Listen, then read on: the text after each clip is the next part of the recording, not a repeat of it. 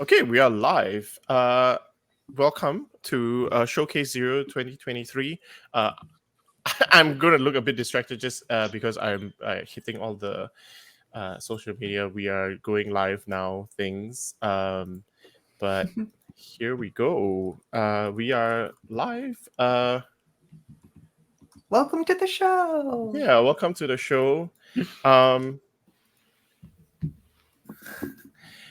If you have not encountered this before, I don't know whether you anyone would come and watch this not knowing what's happening, um, but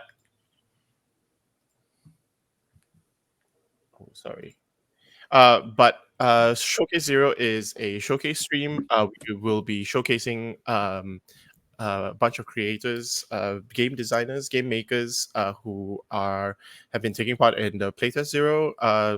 We have a fortnightly meetup where we get together to playtest games, and we've been doing this for almost 3 years now, since around March 2021, I think. And we have not missed a planned event, I believe, in that whole time, and we'll be continuing again. And today's showcase will be showcasing stuff that we've been working on in the past year or so, and we'll have all five of us are on screen here at the moment, and each of us will be giving a presentation about a game or something related to a game that we've made or playtested in the past year. So that is the format of the show. We'll get to the presentations in a little bit.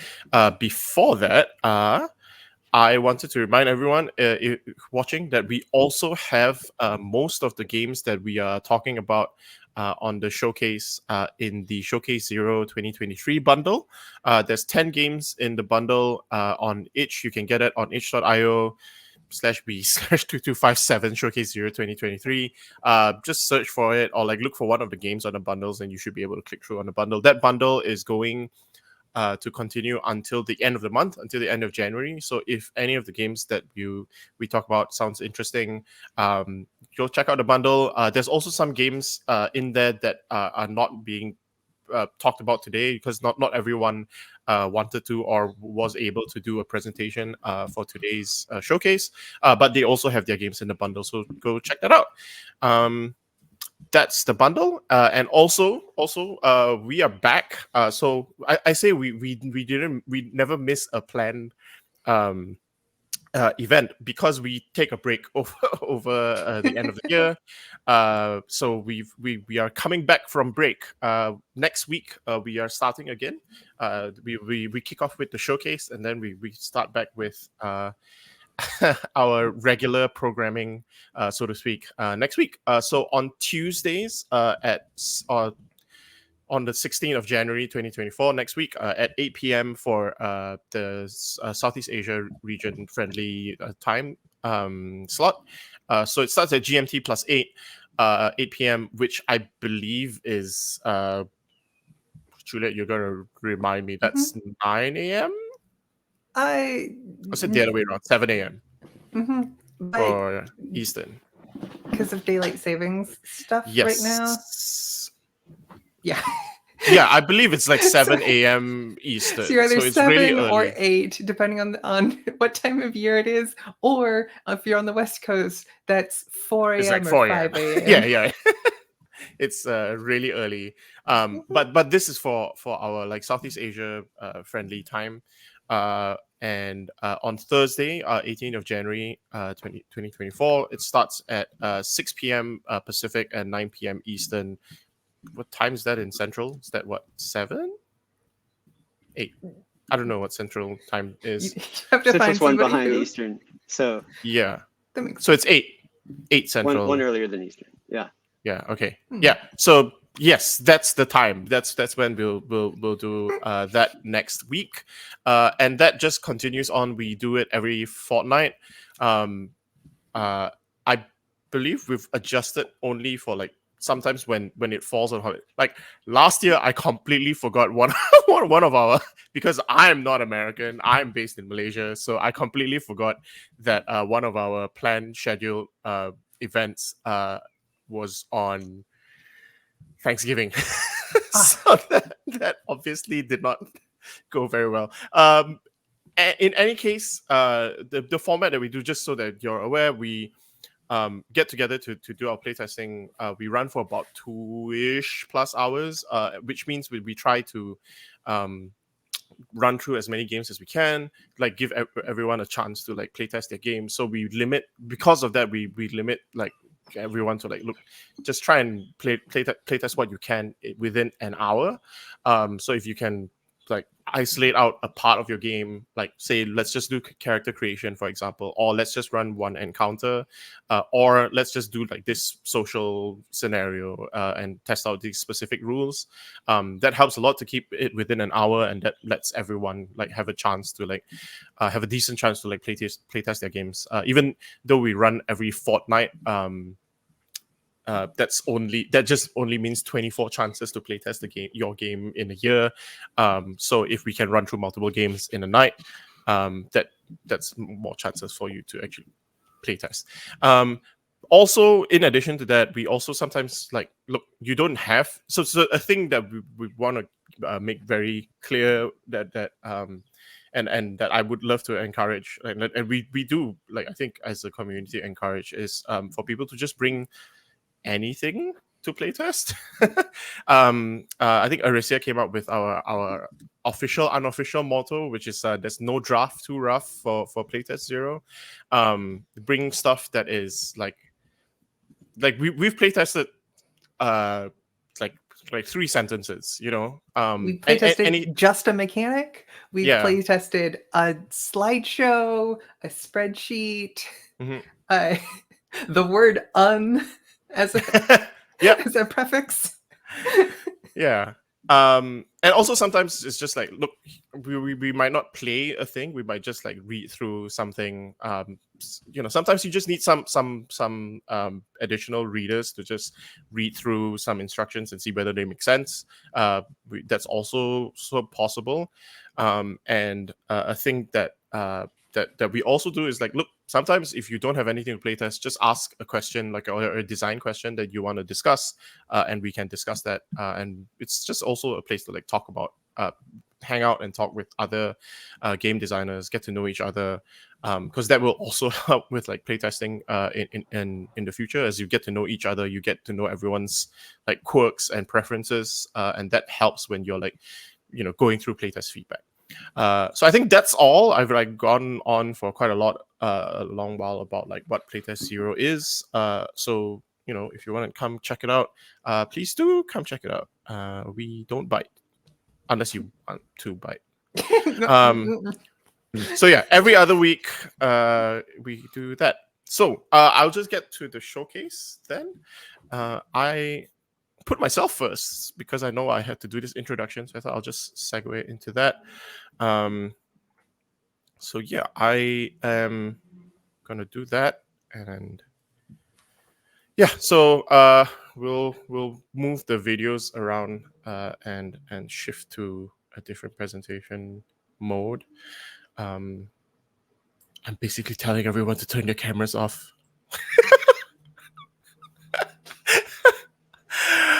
Okay, yeah. So my name is Aaron. You can find my stuff at Aaron Lim, EHRONLIME, like that's on the slide. Everywhere on the internet. I usually just keep that on like co-host and everything as well. I haven't posted on co-host in a while. You can find my games on aaronlime.itch.io, and today I will be giving a presentation about ambiguity and transformation, and one of the games that I made this year, which is last year, which is Spectres of Brocken. Yeah, so that's Spectres of Brocken. It is a game about young mech trainee pilots getting to know each other, and then there's a time skip, and years later, like during a big conflict or a war, you have you have them meet each other again on the field of battle and in their own custom mechs and like having to fight each other. So it draws a lot from I keep I don't. No one has really asked, but like there's like a defensive thing where it says like, no, it's I was working on this before Fire Emblem Three Houses, but it's basically like Fire Emblem Three Houses, but it's also like Naruto, and like my main inspiration for this was Break Blade, which is a manga anime series about basically that theme as well. Um, and yeah, so the themes of ambiguity and transformation is something that I am very interested in, not just in this particular game, but just widely as themes in games. And obviously, in Spectres of Brocken, transformation is a big thing, right? Because like there's the transformation between all of your characters as like students and young teenagers getting to know each other, and then becoming adults, becoming soldiers, becoming whatever it is you are in a war, and also like the transformation between friends to enemies, enemies to friends, enemies to lovers, that kind of thing. Your relationships transform with time through the game. But that's not the only like mode that you play the game in. There's also that ambiguity, right? Like even from the start, even when you are in the academy phase, when you are young and getting to know each other and like forming your identities, there's also ambiguity there because you are not fully formed. You're still trying to figure out who you are and what your relationships are to other people. So and this is just a thing that is true to life anyways. Like sometimes you have people who you're not sure whether your friends or like your enemies or like your rivals, maybe your frenemies, so to speak, and that's where the ambiguity like comes in, right? Like you're never just one thing. You can be multiple things at once. You are both a good and a bad person, right? It is not one or the other.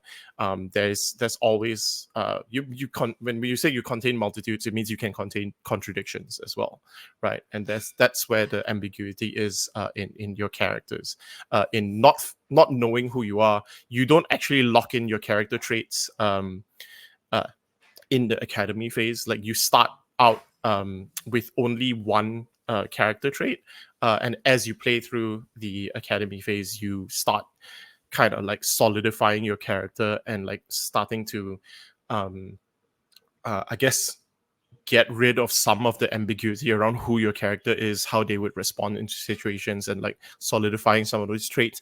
But even then, it's still not like final, right? You can always come back and change those things. And that's just something that I was really interested in having in the game, both these themes, right? Because that ambiguity is something that's like very very fun to play within, and that transformation is also something that's very fun to play with, especially in tabletop RPGs. And oh yeah, and it's also just really fun to have your characters kind of like try and get into like weird uh toxic relationships, toxic yuri, or that's stuff that's been in the mecha genre already. Like this is one of my favorite. This is my favorite slide in the whole presentation. Like I love like Gundam. That's how one of the main things that I interact with the mecha genre, by watching Gundam and making Gunpla. And like even in that, like it's a very potent theme that's in original Gundam, between like the ambiguity of like who Char Aznable is. Like, is he a villain, is he a hero? And the transformation, like as you learn more about him, or like how he became who he is, and his relationships with like the people around him, people that he's using, people that he's fighting with. That's a really like a really huge uh like specter over the whole mecha genre. Like the character of Shah like is pretty excuse me, is a pretty big one in Mecha, I think, and that's definitely something that I love about Gundam and about like mecha genre, and why I wanted the game to be not just about like giant robots fighting each other, but like the relationships between the people um, who are in uh, those robots, right?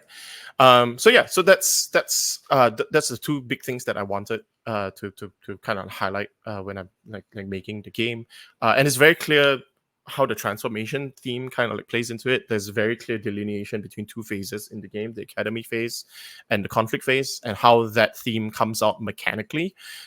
In that the conflict phase and the academy phase have very different moves, right? They are kind of like two separate mini games that have like related mechanics, but play kind of differently to each other.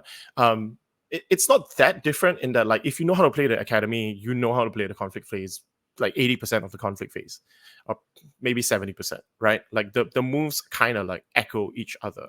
Um, but there's a big thing in the conflict phase that gets added because you are no longer just like young kids learning to pilot mechs. You are piloting giant mechs, and with that like change in scale comes a change in the level of consequence, right? And that is the blood mechanic that comes through, and that means like when you activate certain conflict moves, you might take blood, which will cause collateral damage. Like people will die, people and things will get destroyed when blood comes into play. But I actually think the other big thing that like really ties into ambiguity and transformation in the game is the main mechanic of like words, which if you're familiar with like belonging outside belonging games or no dice no masters games, you gain and spend tokens as a way of like managing the narrative flow of the game. That's like strong moves and weak moves that interact with those tokens. So in Spectres of Broken, it's not exactly a belonging outside belonging game, just but it has similarities in that you gain and spend words, which in my mind are like when I was designing it, I wanted them to be like tokens with memory, tokens that remember when you created them, when you gain them, and when you spend them. You can rely on that memory, right? I originally thought of like using cards to like represent that memory, but then I realized like you could just use the words themselves. You can use language as a mechanic, right?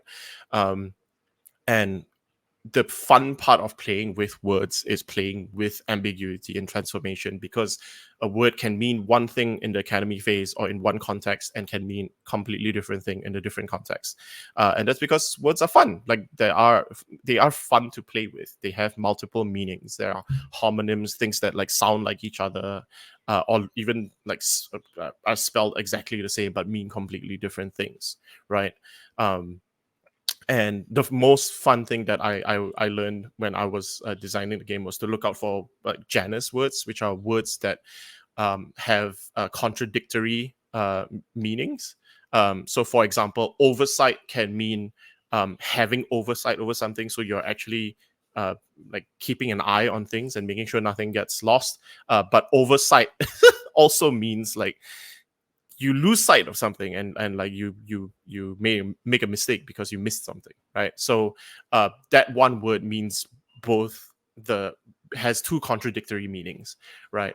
Like for example, you can buckle something to keep it fast, or something can buckle to break. Yeah, so that's a lot of fun playing with words in games. um and that's a feature of like words and language, right? Because words alone are never enough to like say anything. You need the context, you need like history, body language maybe. And words are a playful area to like there's a lot to play with words, um because words say that they can like define things, they can delimit things, but words also are not ever just one thing, right? Like words alone can never say anything. um and words will betray you because you can never like communicate something perfectly because words are not perfect, but in that imperfection is like a sublimity, like a perfection in a way. And that's all because of our good friend Semiotics. A fun fact about this slide, I wanted to look for like a middle finger in Canva, but fuck, Canva doesn't have a middle finger thing, so I put that in.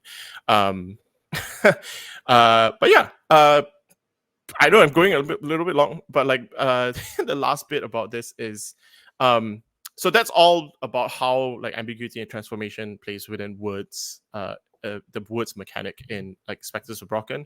I wanted to take a step back and also talk about like, hey, what is a role-playing game, right? Like, what is a role-playing game, tabletop role-playing game?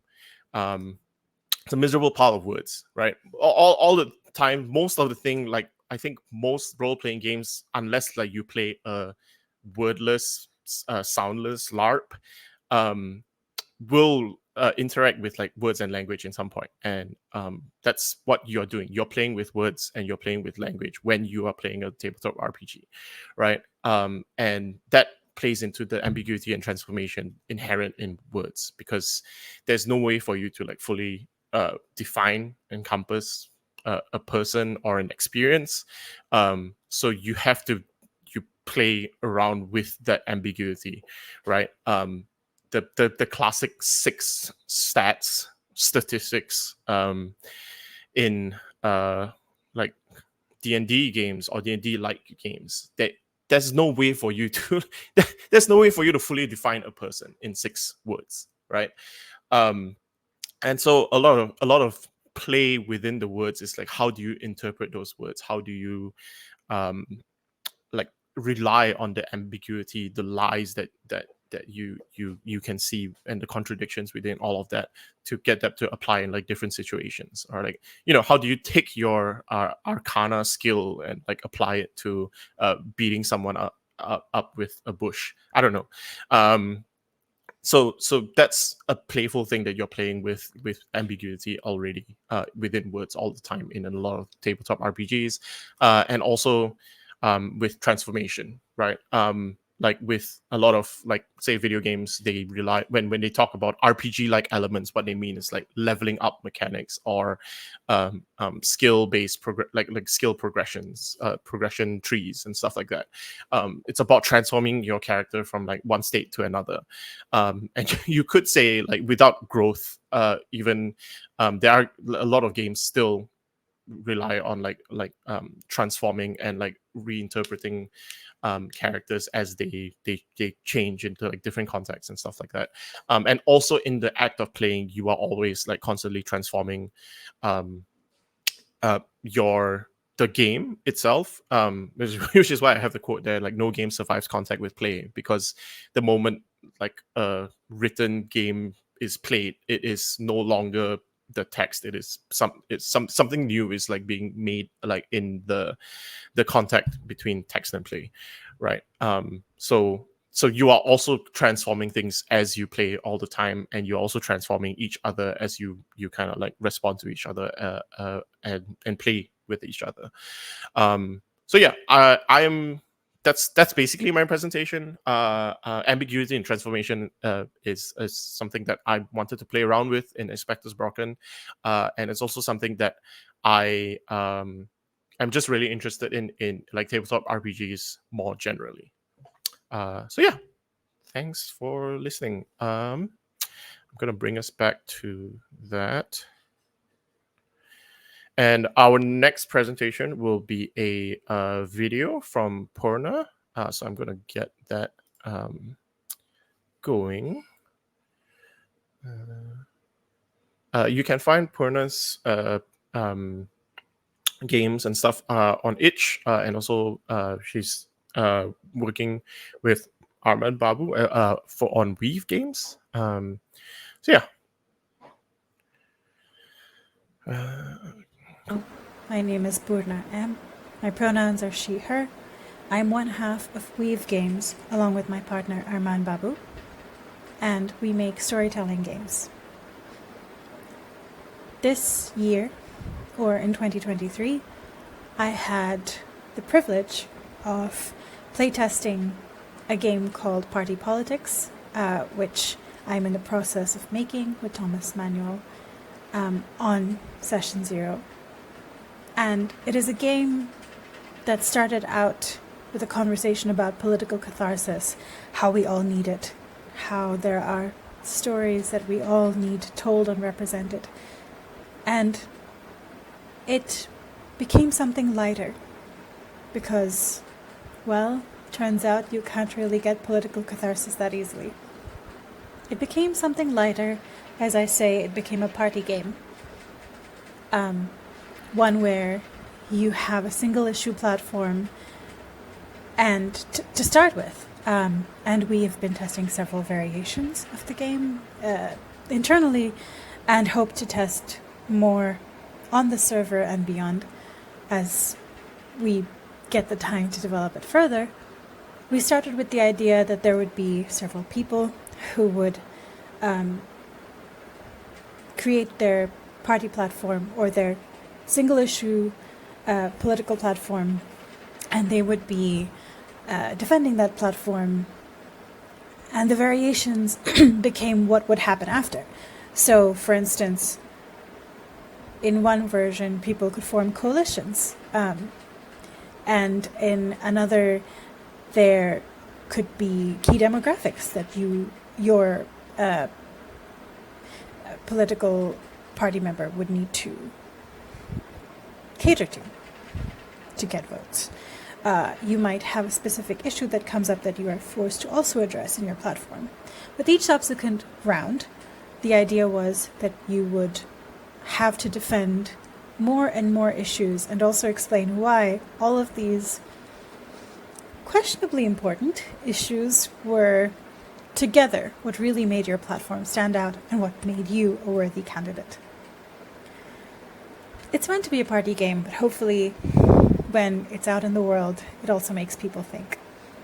One of the things that was important to us when we were talking about it is that it would also encapsulate the South Asian experience. Both of us are Indian TTRPG creators, and we were hoping that would be that would bring some prominent themes that would be relatable to people of South Asian descent or South Asian residency and lived experience. And hopefully that does happen. But the other thing that came out of this was that I, with my partner, then ended up talking more and more about the stories we tell and the kinds of stories that we can tell just between two people, and how you can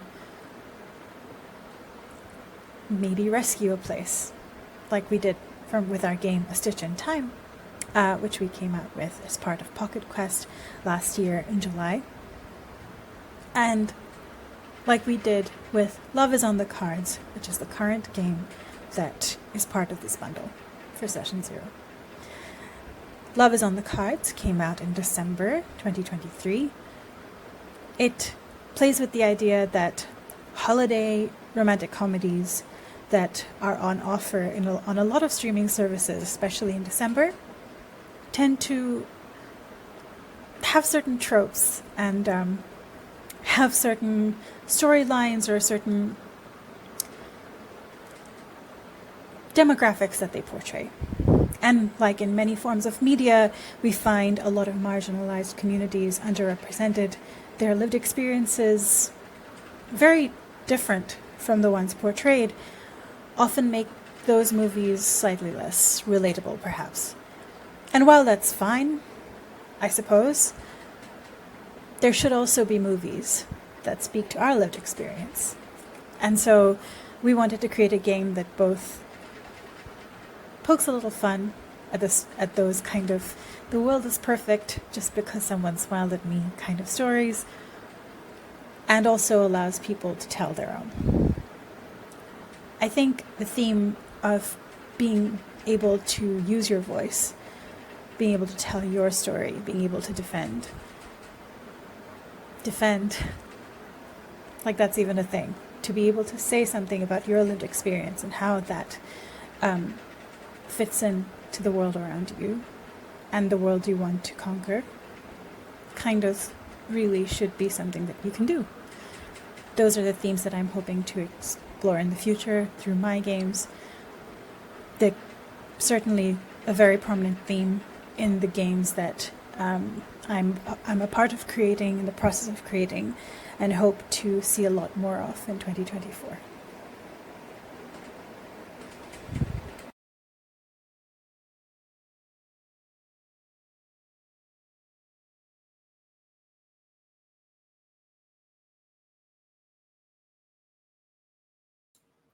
Okay. Yeah, that was we had a pre-recorded video from Poorna, and we'll move on to our next presenter, Chris. Chris, do you want to come on to the stage?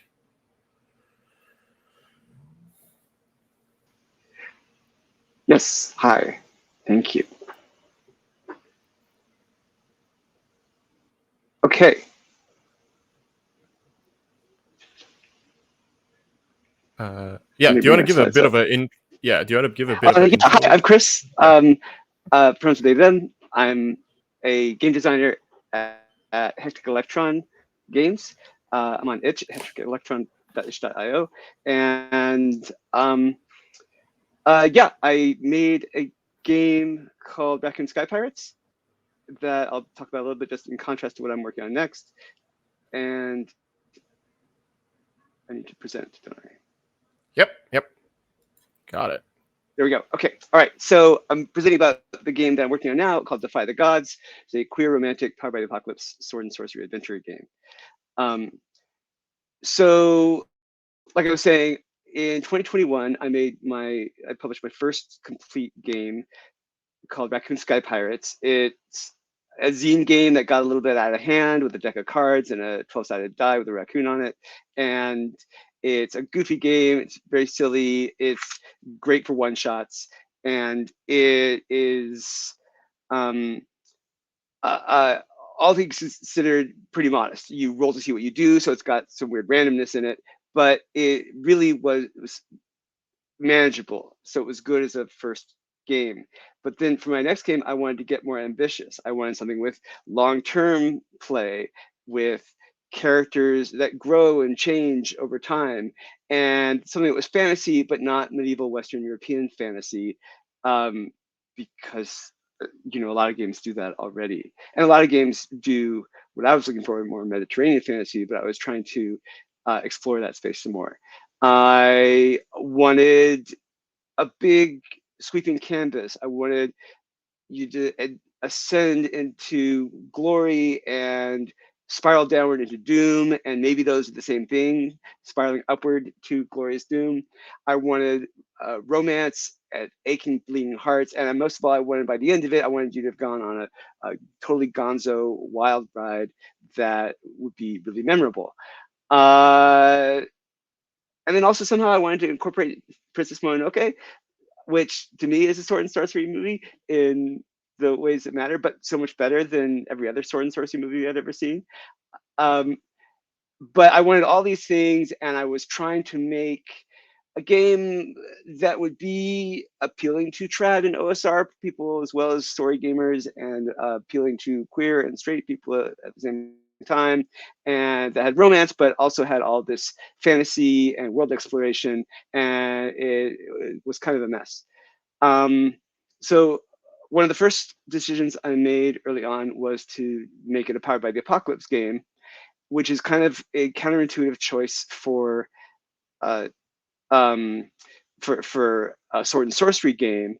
Sword and sorcery comes out of the 1920s and 30s, all the pulps, and it's a touchstone often cited by old school Renaissance players and designers, where in some ways old school Renaissance OSR play fits that genre better, where there's more free play. Powered by the Apocalypse is very directed play. Powered by the Apocalypse had very, very predefined moves, and Old School Renaissance lets you sort of narrate what you're doing with a great degree of narrative freedom. And in Powered by the Apocalypse, the themes are really hard-coded. It's just, it says right up front what the game's about and what each playbook is about and what each playbook can do. Whereas in Old School Renaissance, not only are the moves often very freeform, at least how you interpret the mechanics can, you're given a lot of latitude, but the themes are implied, implicit, or they bubble up from your unconscious. And that means that the games can be kind of Rorschach tests for people and mean different things for different people. It also, in Powered by the Apocalypse, mechanically speaking, I find PBTA games to be very thoughtful about their mechanics, although it's probably more accurate to say they're thoughtful about the mechanics that I find interesting. They can be very elegant. They can also be very elaborate, like Blades in the Dark and Fortune in the Dark games. And yet, even the elaborate ones, the mechanics are always feeding back into the fiction, especially with the sort of more core Powered by the Apocalypse games, where one of the key principles is always that the fiction and the mechanics are hand in hand. Old School Renaissance, as opposed to, some of them have quite interesting mechanics, but they're sort of a mantra of system doesn't matter, just go play. The mechanics are often as stripped down as possible. And in my experience, that can sometimes make them less thought through, because people are more about trying to just create a space for theater of the mind. But the mechanics that do exist, in my experience, again, and I'm like coming for all of us are, but not really, not trying to, that the mechanics seem more likely to exist for their own sake without always being quite so hand in hand with the fiction as Powered by the Apocalypse is. So even though OSR can sometimes have a more open blank canvas for kind of exploring the unknown world and getting into as much fantasy as you want, I was leaning toward Powered by the Apocalypse because I liked the way it dealt with its mechanics and I liked the relationship they have with the fiction. I'll also say PBTA, if you go in for narrativist simulationist and gamist distinctions, it's more narrativist, and OSR can be more gamist, where sometimes you're just playing against the rules. Powered by the Apocalypse has a lot of diverse genre influences, whereas OSR is very loyal to these pulp fantasy stories of the 20s and 30s. PBTA has a great, vibrant set of queer games and queer designer community, and it really wears each game wears its own cultural influences and stance on its sleeve. If you're playing Night Witches, you're very much talking about the iniquities of being a Soviet airwoman in World War II fighting Nazis. In OSR, it's loyalty to the pulp fantasy stories, and sometimes really almost fanatically loyal, but always very loving, can carry forward the regressive social ideas from some of those 20s and 30s stories without meaning to. And in often not talking about it, can encourage a kind of lack of consciousness about it in the players. Again, this is my experience. So here I have, these are my, I don't know a fantasy story that wears its heart on its sleeve more than Princess Mononoke versus Valeria and Conan, where, you know, who knows what's going on in Conan. It's anyway, so these are the things that sort of more culturally drew me more to Powered by the Apocalypse and Old School Renaissance. Other decisions I made for this game were, I was heavily inspired by Apocalypse Keys by Ray Najati, which has the roll too high mechanic, where 7 or less is a miss. You don't get what you want, but you get something else. 8 to 10 is a perfect success, and you get what you want. And 11 or more is a monstrous success, and you get more than you bargained for. And that has turned out to be really fitting for sword and sorcery, where sometimes you get a really metal result. Metal thing happens, a giant snake usually. And another mechanic I put in there was epithets. Instead of rolling with a stat, you roll plus an epithet. Roll 2d6 and add the value of that epithet, which could be between +0 and +3. If you have a +0, that's similar to having a -1 in standard Powered by the Apocalypse. And so that spread offers a good range of misses and monstrous successes. You can also, if you get enough of hearts from another player, you can give them an epithet, so that you start defining other characters, sort of define their story a little bit. When you take wounds, you might limit your epithet so that you don't embody that as much, and you're more likely to get a miss with it. Or you might blow it way out and make it excessive to a +5, to where you're really likely to get a monstrous success with that epithet. You're sort of embodying it too much. And over the course of play, as you get more monstrous power, more sort of cursed power, you get doom epithets that are really tilted toward those monstrous successes. But this was all starting to become a bit of a distraction for me, because I was really getting into modeling sword and sorcery, and I wasn't modeling those messy relationships that I had been talking about wanting to have in the game. I really like the games that hit me in the feels, and I want to make a game that does that, even at the same time wanting to make a gonzo fantasy sword and sorcery game. So I took the currencies, the relationship currencies from Apocalypse keys of bonds that are kind of a sign of affection and trust, a mutual thing that you don't mind somebody else having. The person who needs it spends it, and it can bump a roll up or down to get it back in that sweet spot. And in Thirsty Sword Lesbians, you have strings, which you win from somebody else, sometimes against their will, by turning them on. And again, the person who needs it spends it.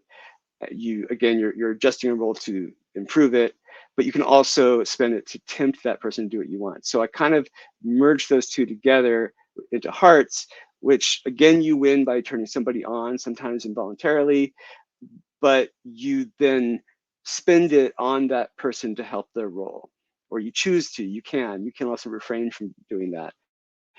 You you then adjust their role up or down, hopefully to where they want it to be, but you can also spend it to tempt them to do what you want them to do. So it kind of merges those two. So I got some relationships going on with some potential for interesting conflicts, but I wanted to make it queerer. One of the ways that I'm doing that is that there are all these world forces in the story. There are these gods that are moving you around like a chess piece. There are tyrants of the cities, giant beasts out in the wilderness, death, Atlantean sorcery. So these forces are all trying to have you do what they want and make you be who they want you to be. And they steal hearts from you. And I'm trying to model this sense of an insurgent love, a queer love that is swimming against the current of the world, basically. You can also gain hearts from the world forces themselves, the gods, the tyrants, which you can then spend to pull the levers of power, so to speak. But that also means you become more like the person that they want you to be. You can't ever really spend those hearts to make the workforce act against its own interests.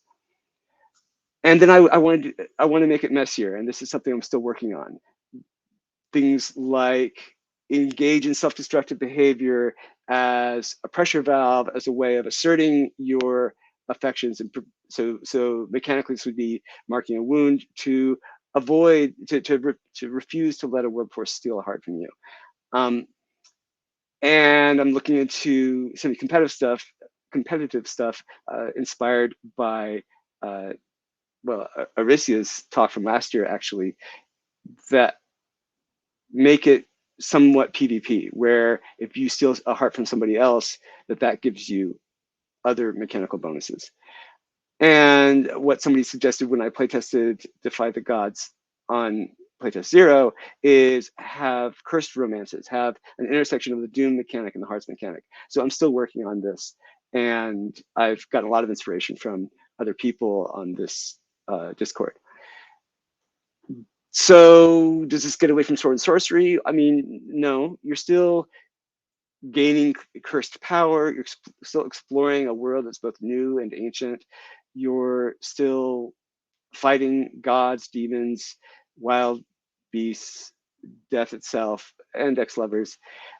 And you're engaging, even though you're engaging with trans themes and queer themes, where each playbook is sort of a different, in a way, queer archetype, it's also sorcery, and it's sort of all mixed together. So what I'm working on next is, maybe there are too many currencies, glory, doom, hearts, wounds, a lot of currencies. I'm reviewing whether I have too many of those, if I need to consolidate that somewhat, and have more emergent play of fewer currencies and interacting in more ways. I just got a bunch of dev editor notes from Lila Fujiwara, who's doing dev editing for this, and those are really pushing me in a good way. I'm playing Boy Genius on repeat to kind of keep my heart front and center and keep that vitally in the game. And I'm pushing toward trying to get a public draft of this out at the end of January so I can get feedback from more sources and stop being the only person who's running the game, because sometimes it seems like maybe it just is working because I'm running it and I'm the designer, and that's silly. But I'm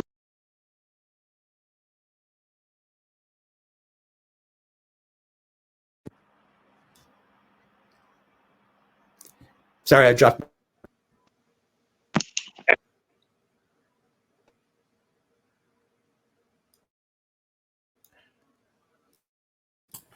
Sorry, you're muted. Yeah. I'm muted. All right. Yeah, you're muted. Okay, all right. I'm pushing for a public draft out soon, hopefully by the end of the month. And you can find me at Hectic Electron everywhere, hecticelectron.com. And I have a newsletter that I would love to see you on. So anyway, thanks for listening. Cool. All right. We have our next presenter, Adam. Get onto the stage. I'm on the stage. Yeah, just give us a bit of an intro and then I'll put your slides up. Great. Hey everyone, I'm Adam Yee. I just joined the server right after Big Bad Con, and this is my first game called Interns in the Dark, which is a Forged in the Dark knockoff game that involves you playing as interns who are stealing IP from giant tech companies. And it's been a great journey. I think the theme of this presentation has been journey in terms of how it's been built and the feedback that's been getting. And right now we're in this playtest phase, which has been very, very enjoyable in kind of my hometown in San Francisco. So we're going to begin. Big one is it is a satirical modern day tabletop role-playing game. It's based off of, I think everyone's probably heard of this game already, Blades of the Dark. However, the specialty for Blades of the Dark, you generally play as professionals in heists, stealing anything from a town that is similar to grimdark London. You're playing as interns who just got this great tech career or this tech internship at a certain company, and you steal IP. And this IP can be anything. It can be robots. It can be important documents. It can be talent. It can be schematics. And that is pretty much the summary of the game. It is based very, very heavily in the San Francisco Bay Area. If you guys follow tech news, a lot of the things are pulled from that area. If you guys follow tech news, it is also very satirical if you have the right lens to it. So I will say that this is my first game. There's not really a lot of game design choices, but it's been really fun just trying to build out this game and seeing what works and what doesn't work. And a lot of people here in Session Zero have helped me kind of check some stuff in this game, which I really, really appreciate. So the timeline of this game is pretty much I decided to build a game, and the main reason why I built it was because I wanted to understand Blades in the Dark a little bit better. It for me it was a brand new game coming from other games, and I thought it was a little bit mechanically confusing, so I just built it out. I originally wanted to start like an East Asian type Forged in the Dark game, which when I talked to some of the people who why didn't they create this is because there weren't any East Asian people who wanted to make a game like this. But I think I listened to a podcast and it convinced me to pivot to tech. And I did version 1, shared it. It was all right. I made version 2 and no one cared, so I worked less on it. And then I play tested it at Big Bad Con. So what happened was a friend who I know at a local game store convinced me to do games on demand in Big Bad Con. I'm fortunate to live 15 minutes away from the location, so it was it just took a little bit like, oh, what game should I do? Should I do just Blades in the Dark? I decided to choose Interns in the Dark. I thought like, okay, well, people had a lot of fun when I ran this through, so hopefully if I play with complete strangers, people would like it a little bit better. And it worked. Like when I ran it through Games on Demand, I ran 4 sessions, 4 2-hour sessions. It was really, really fun. It was super enjoyable. People got it immediately. People understood like how it worked, and people laughed. I think most importantly, people were laughing as they played this game, and it taught me a lot. It taught me a lot about just it's like, okay, this might have some legs. Big Bad Con was essentially life changing. I would say I met a lot of cool people, Aaron included, but there's just so many really awesome people there that have been in the tabletop role playing game community for ages. So I really enjoyed my time there, and it got me really, really pumped up to work on this game, which now I'm here, and it's come a long way since Big Bad Con as well. Right. For those who, this is really quick. For those of you who don't know Forged in the Dark, it's kind of like the new Powered by Apocalypse. It's kind of based off of that, but it is based off of John Harper's Blades in the Dark.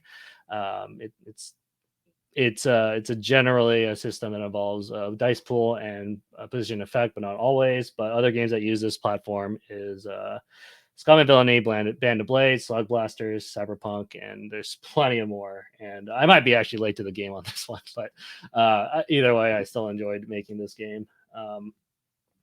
So in terms of like what this game has, it is highly satirical. So there's a lot of certain playbooks that are, maybe not taken super seriously. So, you might have the jock or the techie, which makes sense in like tech land, but the weeb, which is someone who loves pop culture / anime, is a really fun class.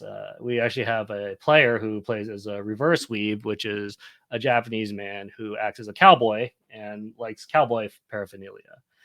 There's also some really fun other playbooks like Nepo Baby, where you play as just a rich guy who uses their money to solve things, the empath, and the mascot is surprisingly a really interesting something I just wanted as a 7th playbook was mascot.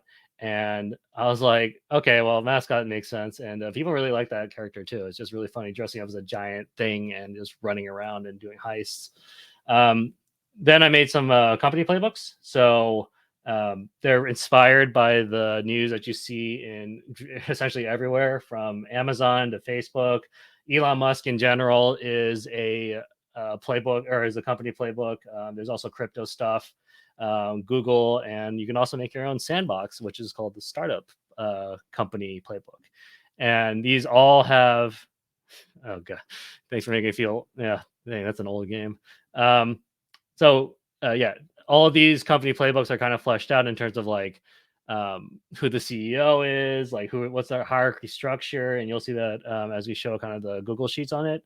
But it's just really fun making satirical versions of pretty much anything that goes on in all of these companies. And you have Elon Musk kind of reflecting what they call in Blizzard like the cult playbook, which people treat him as like a god of sorts. We don't really call him any of their true names, but I think it's heavily implied of stuff like that. So what is also really fun in this game is that we usually start every session very episodically. So every game ends with every game starts with an 8 a.m. Monday morning meeting and ends in a PowerPoint round. So they start with a meeting, and after they complete the heist, they have to do a PowerPoint mechanic phase where it's really it's just really hilarious. They essentially have to impress the superiors with what they do. Just like typical Silicon Valley interns, rent and debt is vital in this game. So depending on the perks you take for your rent, you also will maybe suffer some debt rounds, and debt causes stress, which for those of you who have played Blades in the Dark is like the main mechanic, and stress in this game is pretty much the same. Though instead of Blades where it can get widely volatile, Interns is kind of this slow creeping darkness of debt, or of stress more so than Blades in the Dark's kind of volatile stress mechanic. And also, I wanted to make this session a 10-week stint. This is a typical internship session. So most games is promoted to be a 10-week session as well. So what Interns tries to do differently, I think in general, it is a modern, relatable setting. It is essentially a modern day San Francisco, and it's kind of coded like that. So that's something I think really well. It works really well in San Francisco because everyone gets what's going on here. I don't know how it translates to other like areas in the world who would play this game, but we found it really enjoyable just plugging into like the modern day. At least then we can like talk about like points in the city which are really relatable. It also focuses on comedy and satire, which is really important. This game is designed to make you laugh. It's designed to poke fun, but it's also designed to maybe hopefully change how you view things and change how you tackle situations. And even though they are quite extreme in this game, it's still kind of nice to explore just what an intern can do to maybe either follow the rules of a company or even overthrow it.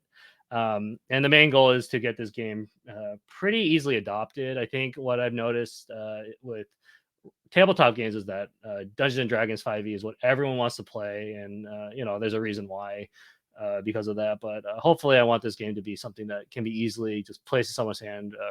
Do a couple sessions of this and see and have a fun time regardless. So, kind of chiseling that out a bit. It's been interesting running it and getting people to immediately adopt it, and some of the mechanics have been changed from like Forged in the Dark games to make it a little bit more easier for people to understand.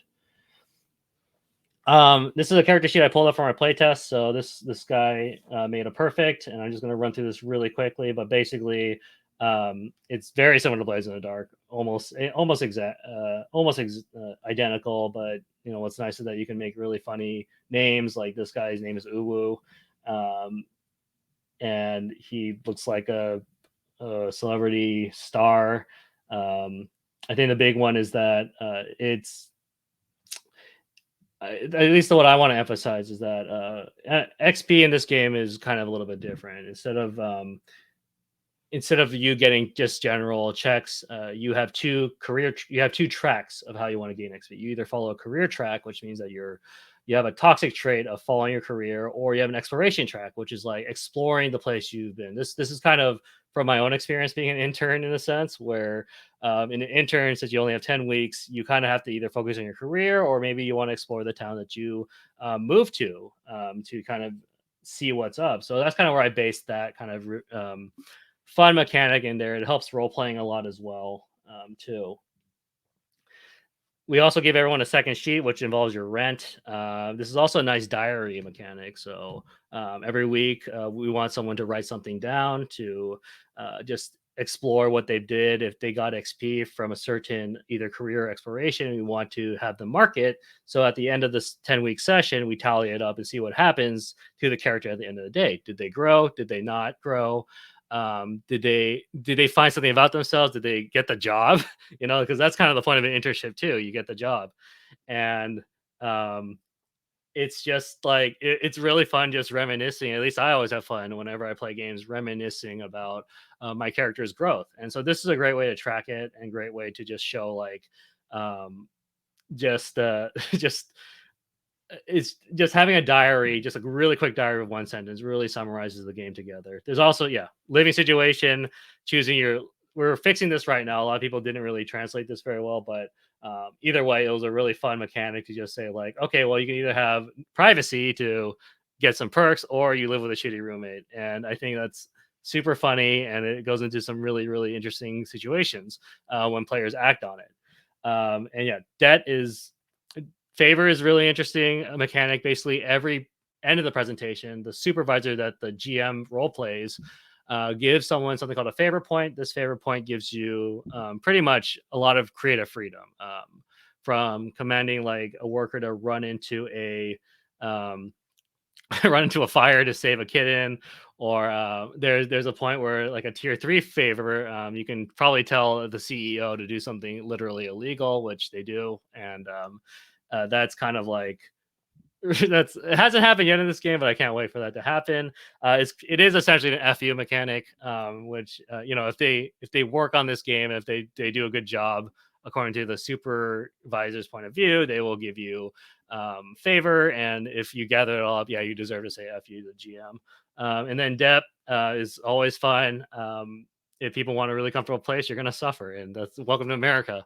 And yeah, you'll take stress. You'll get a lot of not good perks when you're in debt, and so yeah, some people's had that before. Then we also have a company sheet. A lot of people here helped with the org chart, or have had comments of the org chart, which I really enjoyed. And every company has an org chart that is basically 4 tiers long, and they have just different things. This was not the funniest one. There's one that has like the CEO, the CEO's girlfriend, and the CEO's best friend. So a lot of these are big plot points that you can put in your game that are based on hierarchy, which is always fun in tabletop games.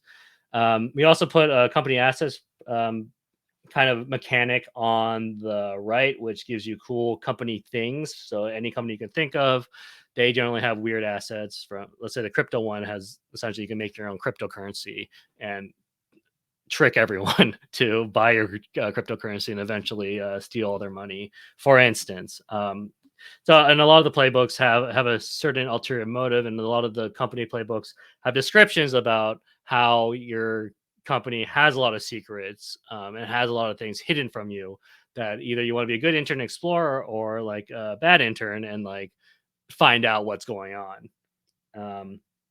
So design changes that we made was, one is that we made resistance rolls and load a lot simpler, because the dice mechanic somehow isn't translating very well to people. We changed resistant rolls into tokens, where we would give a token, or they would give me a token to reduce something. And load has been, I think I actually got it from a game I did where we looked into in Playtest Zero, where every stress would be a load. I thought that was a really interesting mechanic. So, or every load would be a stress. I thought that was a really interesting mechanic, and so I took that. A new mechanic that I've been having trouble explaining is effect thresholds, which is a flip of position effect for Forged in the Dark games, and it's basically just an unlimited effect. And yeah, already explained the company sheet, a lot of org charts and just changes to make it feel like an actual company. Clickable checkboxes, Aaron suggested that, and I thought what was really, really thoughtful was a lot of people. I pretty much copy and pasted almost the exact Blades in the Dark game. I noticed a lot of the items said weapons, and people pointed that out, and I was like, oh, that's interesting. I wonder why. Well, that makes sense why Blades in the Dark does weapons, but decided to change all the weapons into objects. There might be one that has a weapon, like I think the Weave has like a large weapon or obscure weapon, but either way, we decided to change weapons to objects to make it more creatively liberating whenever someone wants to pull out an item out of nowhere. Currently, I'm doing 2 playtests, one in a store, so a live game in San Francisco, another I have a Discord channel that is doing pretty well. We've gone through around 4 to 5 sessions. Also played with Affinity. I don't think I ever would have done it if I didn't get some coaching on this. And Affinity is essentially a very cheap Adobe InDesign, I think. And I've done around 200 pages. I didn't know I could do that. I also learned the word ashcan like 2 weeks ago too. And so that is being built, and that, I don't know, I hopefully get it done by March. That's my goal. Playtest been very rewarding.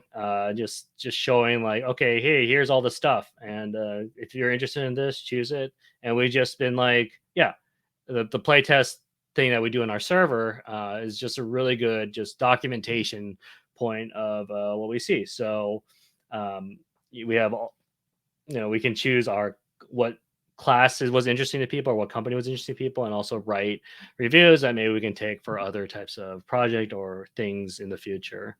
In Affinity process, just find stock photos, shove it in, and just see how things are paired up. Really interesting program. I'm still figuring it out, but it's going okay. And that's about all in this. But basically, I'm just gonna say, like, yeah, working on this game has been really, really fun and really, really rewarding.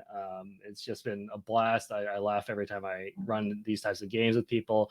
I am the only GM who's run it, so I don't know how other people have run this game. But overall, it's been like just a blast. So hopefully, we'll see what happens this year. My goal is to get a hard copy. We'll see. It's a nice New Year's like goal. So I'm gonna try that.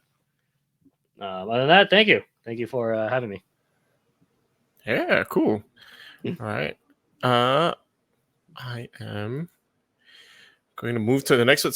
So Thomas was supposed to be here today, but he's sick.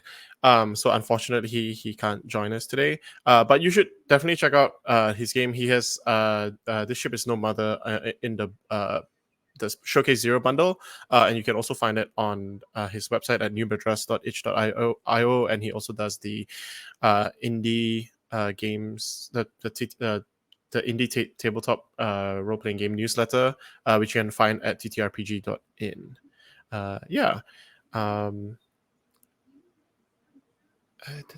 We'll go to the next one then, which is Ethan. Ethan, you want to bring yourself to the stage? Hello, I am here. Cool. Yeah. Okay. I'll introduce myself, I guess. Hi, everyone. I'm Ethan. I'm an indie and freelance game designer. You can find me on Twitter/X at the handle below there. My Itch.io's page is on there as well.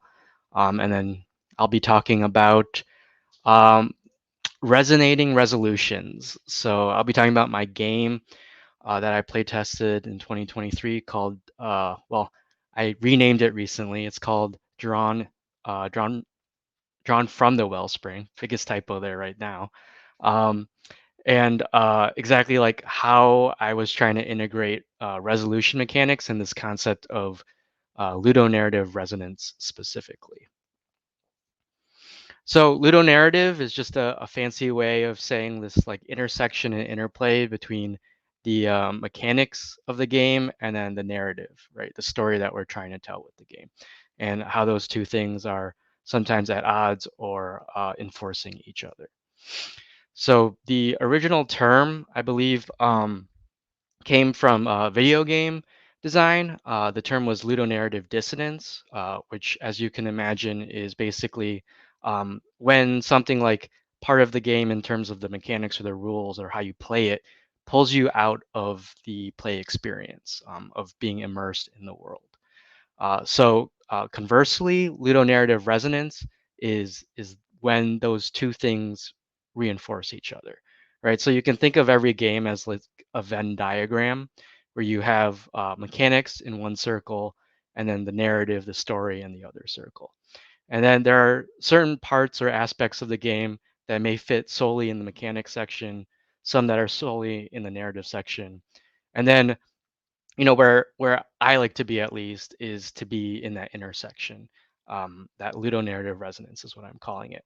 And so the bigger we can make that intersection and make those two circles overlap, to me, is what attracts me to a game. So for example, right, what is an example of a ludonarrative resonant mechanic? What I like to use is, let's think of like the mechanics for inventory or magic items. So in some games, like for instance, Dungeons and Dragons, they have like an arbitrary limit to how many magic items that you can benefit from, right? You can only benefit from 2 rings, even though most of us have 10 fingers. Why is that the case? I don't know, but that's the rules. So that kind of mechanic can pull you out of like exactly what's going on in the game. Then flipping on the other side, right? You can think of like a lot of PBTA games where a lot of it is, roll 2d6 plus a stat. There's no really like inventory system in that game. It's all explained through the narrative whether or not you're using a piece of equipment. There's no supporting mechanic for that. And then what would be in that intersection of the Venn diagram there? Well, that would be like, for instance, a game like Mouse Raider or Knave, where they very much put inventory at the center of the game. And then there's some commentary there by when you acquire certain conditions like hunger or injured or fatigue, that literally takes up slots in your inventory. You can't pick up more items or use certain items because you have that condition. So in that way, you're having a commentary on the story, while also it's affecting what you can do within the mechanic framework. Okay, so I'm going to talk about resolution mechanics specifically. So resolution mechanics are what we engage with the most in games, right? Those are what we do often. They tell us the outcome of all the actions that we're doing, right? Typically, these resolution mechanics need to be straightforward so that they're easy to pick up. And indeed, like that's kind of a feature of resolution mechanics, and that's why most of the popular hackable systems are fairly easy to understand, right? It's roll a d20, add a number, roll over, roll under. It's a dice pool, roll 2d6 plus a stat number. Those kind of mechanics are very easy to pick up, but I would say they're not exactly very resonant. Like we're not being as resonant within the game as we can be with those things, right? You can argue certainly that there's certainly a feeling when whether you're rolling over a number or rolling under a number as to how you're like achieving that action. But there are some games that do try to put that ludonarrative resonance at the front and center with their resolution mechanics. So here I just have 3 examples here. The first one here is Slayers by Spencer Campbell. So with Slayers, their resolution mechanic is very straightforward, right? We're going to make it simple. It's just you roll a die, 4+, that's a success, that's a hit, right? But where that shines is how that resolution mechanic is integrated with the rest of the game, right? So like if you are a sword wielder and you use that roll 4+ mechanic, right? You use the dice you roll, it starts becoming like an exploding die mechanic. It's that same resolution mechanic, but now you have applied a different like additional mechanic on top of it to make you feel like you're this like sword slashing warrior, as opposed to say a magic user who taps into this unstable magical force. Then that 4+ resolution mechanic gets applied to a push your luck style mechanic, right? So now you're feeling like I could go further for more benefit at a cost, right? So that's a really good example of how a resolution mechanic can be simple, but when applied to different contexts can really make it feel resonant narratively. Another example is Oh Captain. This one's by Leon Barilaro and Scott, I'm currently forgetting his last name. But this is a pretty recent game as well, where you play as a captain of a ship on the sea, and you're like reading star charts and constellations, and that helps you determine the outcome of your voyage, right? And with this, it's a dice pool system, but the dice and the placement of the dice on a flat surface is like literally the constellation. Thank you, Juliet. It's Scott Bullock and Liam Barilaro. And so like the placement of those dice like really integrates into this feeling that you're reading the stars, right? You're charting a course in the water. And then a third resolution mechanic that, or a resolution mechanic that I think is fairly ludonarratively resonant is like Dread, right? We've all heard of Dread.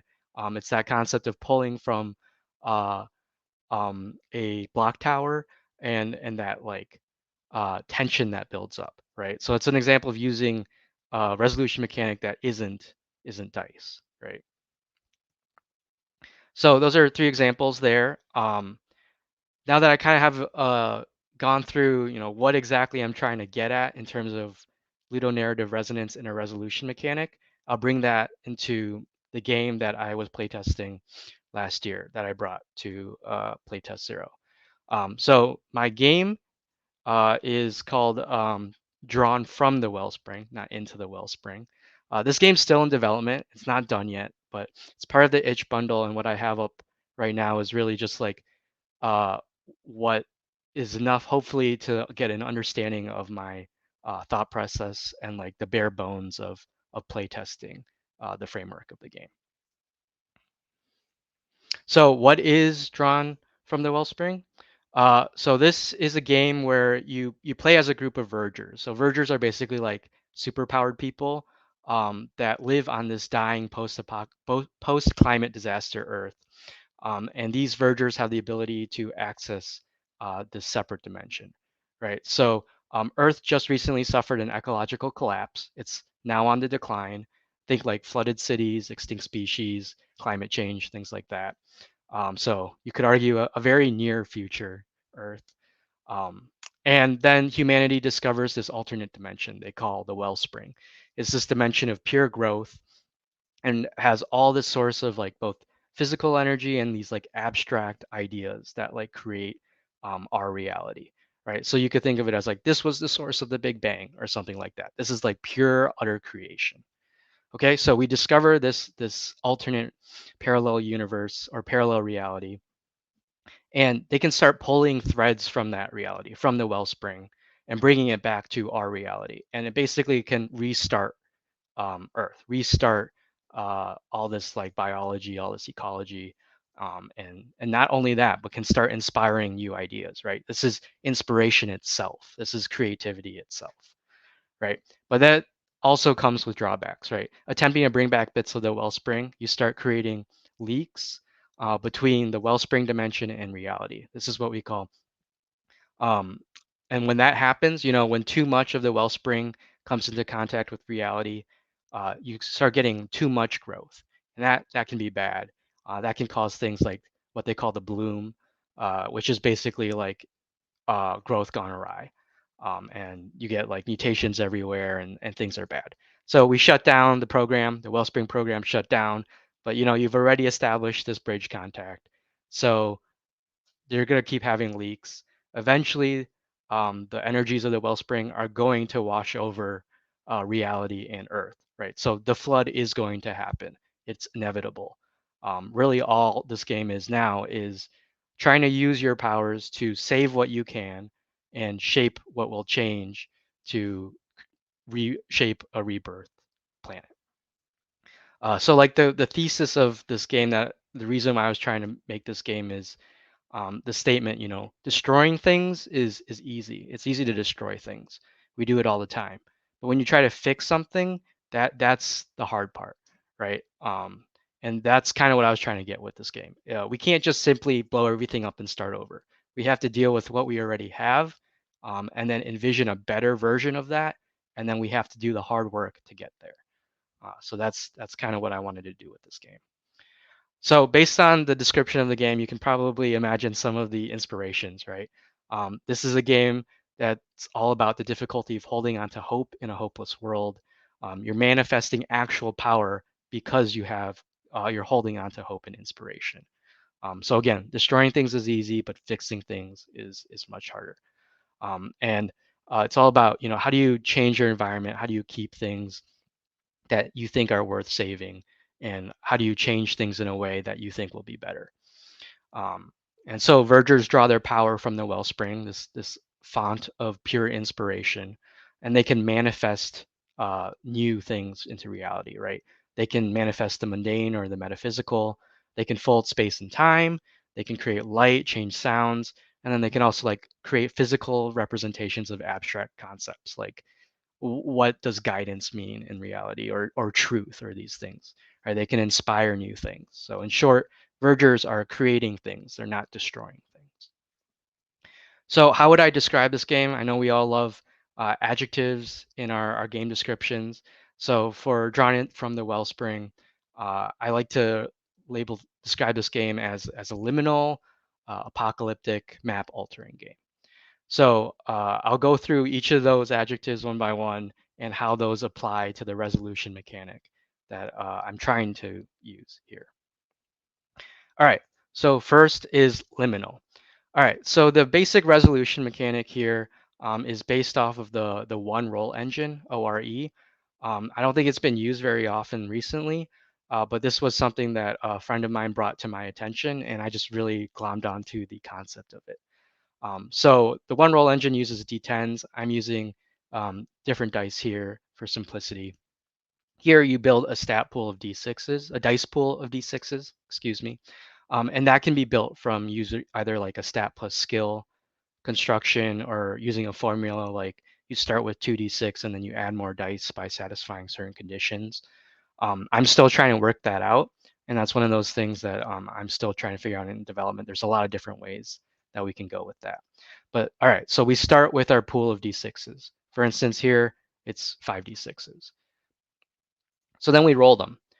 The resolution is pretty simple. It's basic. If you roll two matching numbers, you succeed. That's it, right? That's fairly simple in terms of a resolution mechanic, right? But it also is pretty powerful in that with that one roll, we also have two metrics of success, right?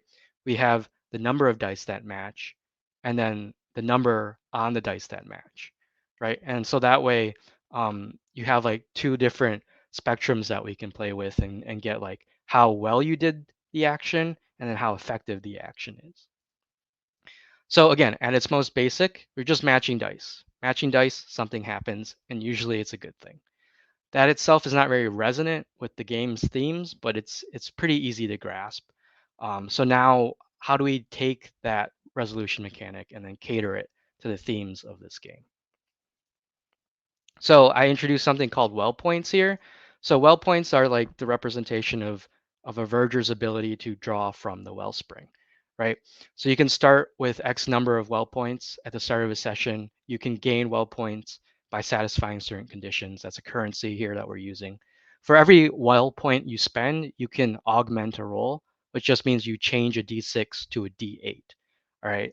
So you change a D6 to a D8, and then uh, that already kind of shows you like there's a visual feedback here to the narrative, right? I'm drawing from the wellspring. So now I have access to a more powerful source. That powerful source is that D8, right? So now we can match numbers that aren't just from 1 to 6. We have the potential to match numbers at 7 and 8, which could represent a scale that's beyond the reality confines that we know today, right? So there's this meta connection too as well, because D6s tend to be, that common everyday die, and then that D8 is a less common die. So, the D6 being a mundane source and a D8 being from the wellspring. So already we're kind of establishing like a meta language with the resolution mechanic, and that every time you see a D8, you're going to think the wellspring. Every time you see a D6, you're going to think like, oh, just our normal everyday reality. That also ties in with like how we can play with some feedback, right? So now the GM has an opportunity to introduce D8s into your dice pool. So you may have started with a certain number of D8s, but then the GM will tell you, hey, add 1 or 2 more D8s. And what is that trying to signify to you? Well, that's trying to signify that you may be pretty close to a leak, right? Every session is revolving around you trying to find a leak and then trying to stop the leak in some way. And so there's this game of like playing hot and cold, and the GM has this tool of adding D8s to give the players a sense of, oh, I'm on the right track.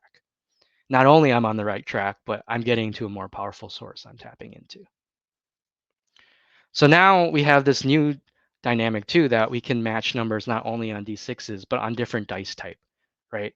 So matching a D6 and a D8 now tells us that, like, what is that telling us? That's telling us, as vergers, you're called vergers, right? You're on the verge of 2 different dimensions. You're the only people that have the ability to pull from 2 dimensions and then sync that up. And not only sync it up, but you can create more synergistic effects, right?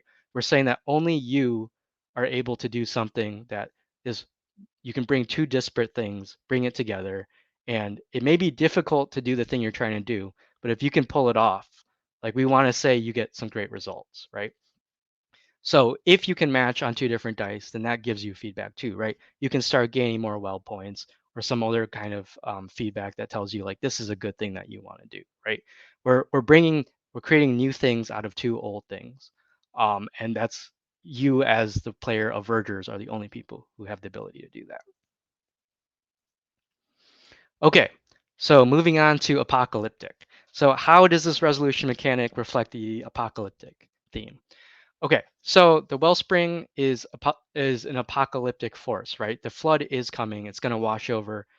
It's going to change everything, right? We say apocalyptic not in the term of destruction, but as in things are going to change. It's not going to be the same it was before. This is a dimension of growth. This is an apocalypse of growth, right? So what happens if you roll an 8? Well, you roll an 8 and we introduce, right, the exploding die mechanic, right? So only if you roll an 8, which is only possible if you tap into the wellspring, you have the ability to invite more power. This is all about the growth from the wellspring, right? Even if you didn't want to do it, it's going to happen, right? So you can tap in to the wellspring. Once you do it, even if you just spent 1 well point, you have the possibility of getting more than you bargained for. And then all of a sudden you can match when you didn't match before. But what's the flip side of that, right? So the flip side of that is, well, what happens if you rolled and you failed, right? You weren't able to, you brought in these two desperate energy sources, but you weren't able to sync them up. So what happens then?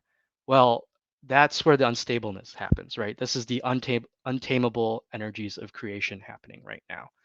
So you don't match anything up. So what happens now is that the GM starts gaining well points, right? For every D8 that you introduce to your pool, the GM gains those well points. And now the GM can use those well points as currency for themselves and make hard moves, right? They can cash those well points in to change reality in a way that's more complicated for the vergers and their experience. So you tie that in with an exploding die mechanic, right? You can invite more power that may increase your chances of success, but then that risk reward gets bigger too, right? The more D8s you add and you fail, then the more power the GM has to alter reality on its own. This also translates into the session format of the game, right? So I'm a big fan of mini campaigns, short, 5-6 sessions where you have a set ending from the beginning. This game is one of those games, right? So the flood is inevitable. It is going to happen. This world, as you know it, is going to change. So each session, that clock towards the flood ticks up. And what happens then is you could say like the GM gains more well points at the beginning of every successive session, but also then the players as well gain an additional well point or a couple well points each session. That kind of simulates the whole idea that you're getting closer. These two dimensions are overlapping and the lines are blurring more. So this is like this is how I was trying to bring in this resolution mechanic right now. But that resolution mechanic can also be used, this idea of roll a dice pool, get two matching numbers, and something happens. You can apply that to like a stress damage, like a hit point pool as well. So instead of tracking like stress or damage by numbers, you can start tracking them through dice in a dice pool. So every time you get stress, you add a die to your dice pool, and you have to roll all those dice, right? So going back to this meta language we've created, every time you suffer stress from reality, you take a D6 point of stress, and then every time it's a force from the wellspring, it's a D8 form of stress, right? So every time you take stress, you roll the dice pool. If it matches, something happens, and it's probably not a good thing. In this case, if something happens, then you gain a stage of bloom, this affliction where you could mutate uncontrollably. So normally as a verger, you have a connection to the wellspring. You can like absorb most of the stress by not getting that matching set of numbers. But if those dice match on a stress roll, then that's when something funky happens. All right, so I went through liminal, I went through apocalyptic. So the last adjective that I was trying to use for this game, and the most recent one I should say that I added, is map altering. So how does map altering factor into the resolution mechanic? Well, first, there's a lot of like world building games out there that use map altering as a concept, right? You can think of The Quiet Year or, the well-known game, An Altogether Different River by our very own Aaron Lim.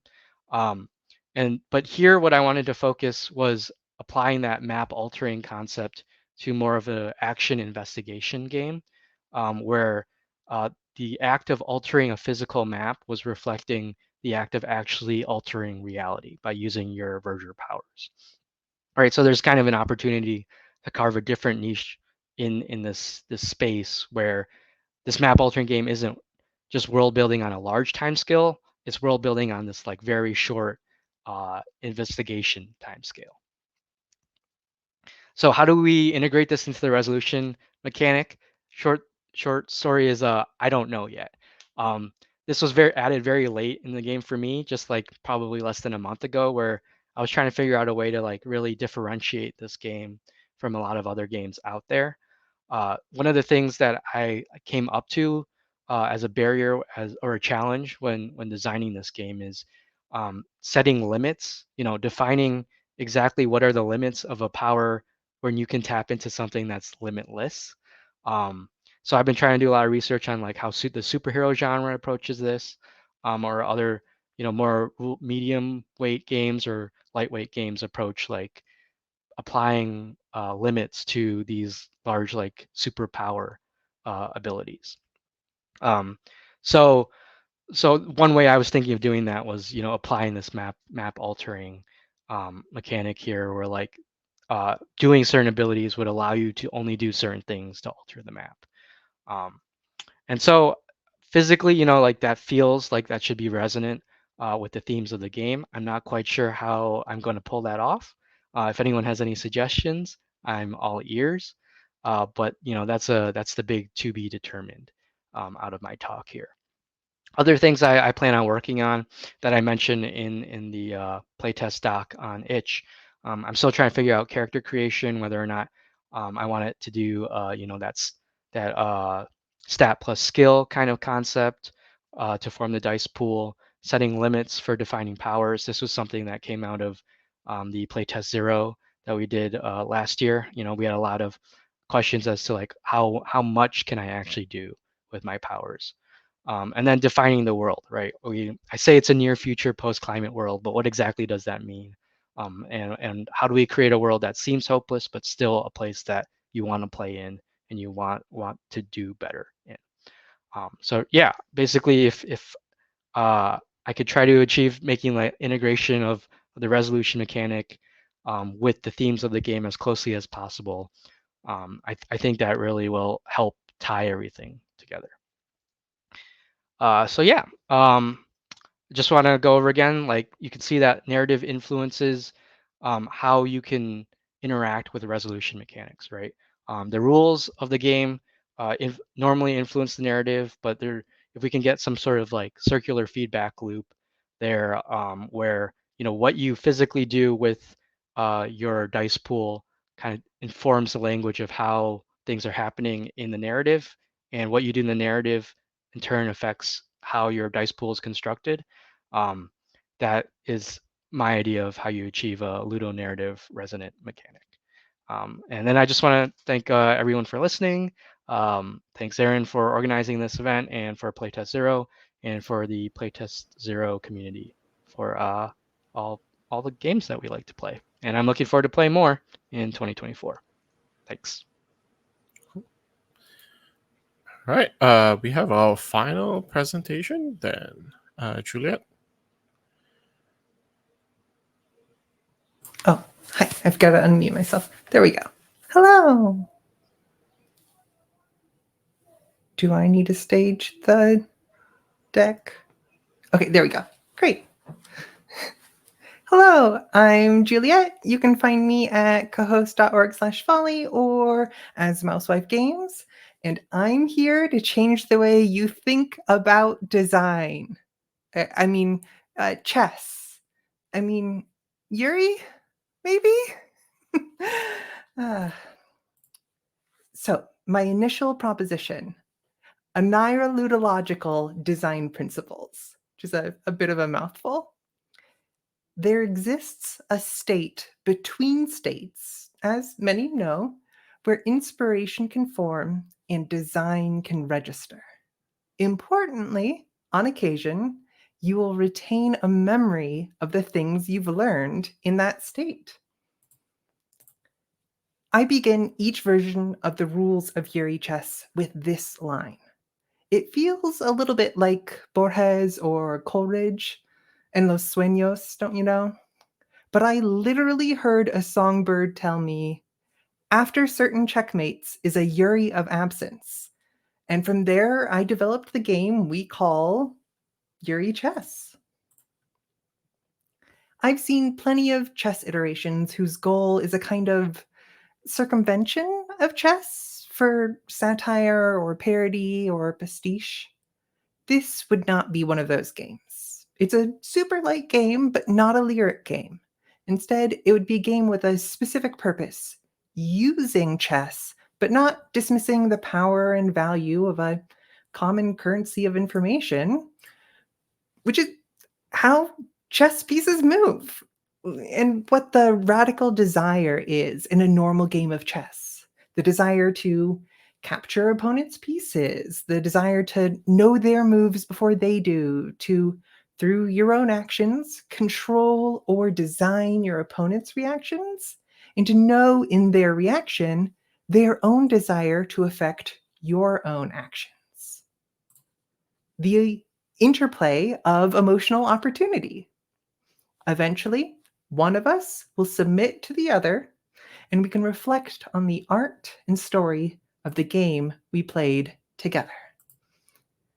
So, how do we know what kind of checkmates provoke or invite this Yuri of absence? What do we mean by this idea? When girls might love each other, might have loved one another, might have or might miss the chance, and the tension of the missing. How could the opportunity of emotional interplay meet this register in a game of chess? We start by telling the player that they are playing a game of Yuri chess. We give them a board with the pieces intimately balanced opposite one another. Get this fun axis. We introduce a third partner. You see, we got white, red, and black. Bishops, pawns, and knights form the looping interplay. White moves, then red, then black. And we keep most of the chess rules, but we change one important one. Now the kings can actually come together. Normally, kings can't come within a space of one another at all. What is an intimate checkmate? One where the king captures another king entering its space. This is black's goal in the game, to bring, typically, the black king and the white king together to join in one space. That's a win. Red wins when any king, including her own, is put into checkmate by a non-king piece. The game ends in either scenario. There's no dissonance between the usage of kings in chess and Yuri as a genre. The importance and vulnerability of the kings as they move in any direction, and the timidity that comes with that vulnerability, and the passion which drives the king to embark outside of the protection of their other pieces, this is all in the register of emotional interplay. Queens do occur in Yuri chess by the promotion of a pawn, with, from all our playtesting at least, roughly the same frequency as in conventional chess, which means, some days it can happen 3 times in a game, and sometimes you can have days go without that sort of promotion happening. Red does have a disadvantage as far as that promotion goes, having no free flank to reach the 7th rank on the board, but black's queens threaten white and red's kings just fine, and white's queens do the same for black and red, so that disadvantage can frequently be turned into an advantage. So we examine the rules for the 3 sides of this game, played by 3 players in their delicate dance. Black's goal is to get any 2 kings together to join in one space, 1 king to capture another in unconventional terms. Red's goal is to get any of the kings into a conventional checkmate where they cannot move. Now, what's missing? In Jorge Luis Borges's The Garden of Forking Paths, among 1,000 other threads, he gifted us with a question that perverts antecedents, diving into a space of Cantor's set theory, Lewis Carroll's Fantasias, or the sphinxes that were specters to Thebes. In a riddle whose answer is chess, what is the only prohibited word? Everything you need to solve this conundrum is included in the package. It is a joke with 2 punchlines. In Yuri chess, there are 3 players. It is easy to think of red as an intruder or instigator between a delicate game of cat and acceptance between black and white, or to think of black and white in general as a duo set to subvert the traditional war goals and follies of chess. But black has a win prescribed by the rules, just like red does. White, on the other hand, does not. The rules, as passed down by that songbird in the dream, as presented to you by yours truly, leave an open question unstated. White has free will. White has, you may imagine, a meditative role, as well as a consenting one in the proceeding of the game. Importantly, White also has the first move to make in the game.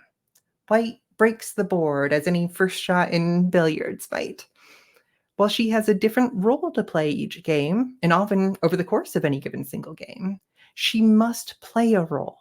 She must make a move each turn, engaging and involving with others who have different intentions.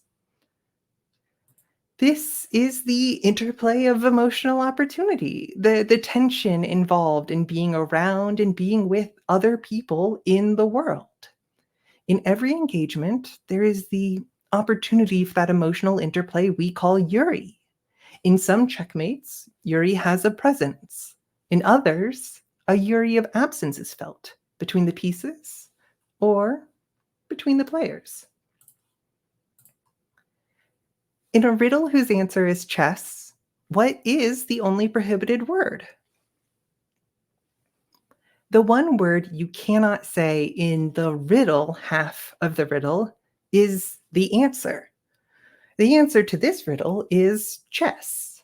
Chess, however, is the prohibited word, the word prescribed, the word that we cannot use.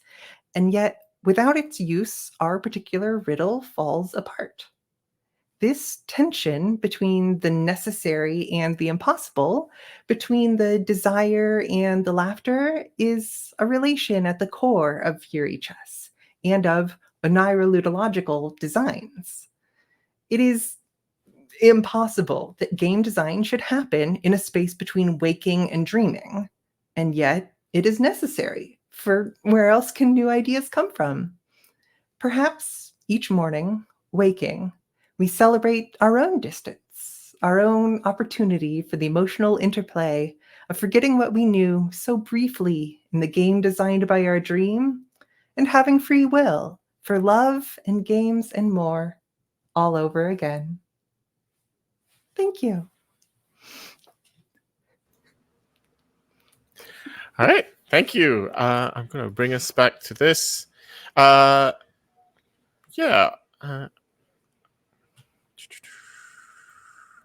There we go. Cool. That was it for all our presentations today. That's all, folks. Just remember to go check out the Showcase Zero bundle. You can find Yuri Chess, you can find Interns in the Dark, Spectres Are Broken. We miss you, Thomas. Feel better soon. You can also find This Ship Is No Mother on there, and Drawn from the Wellspring as well. I believe Chris's game is still in development and is not in there. But yeah, you can go check out the games in the bundle. And also, we will be starting back up with our Playtest Zero meetups next week. So come and join us for that.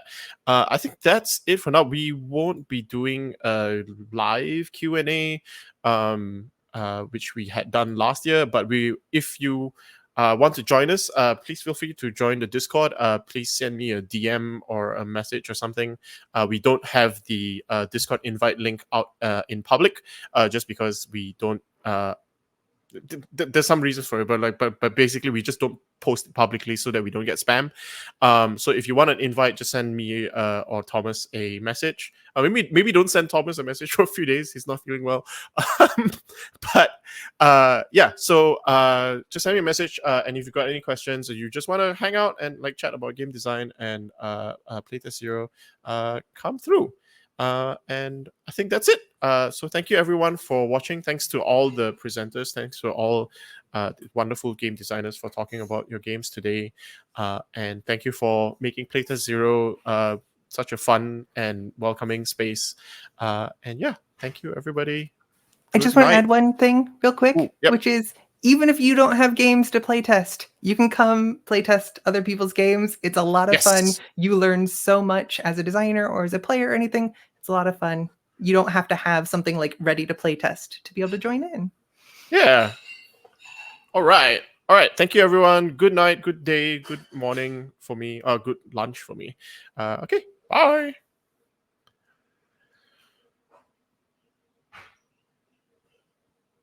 End stream.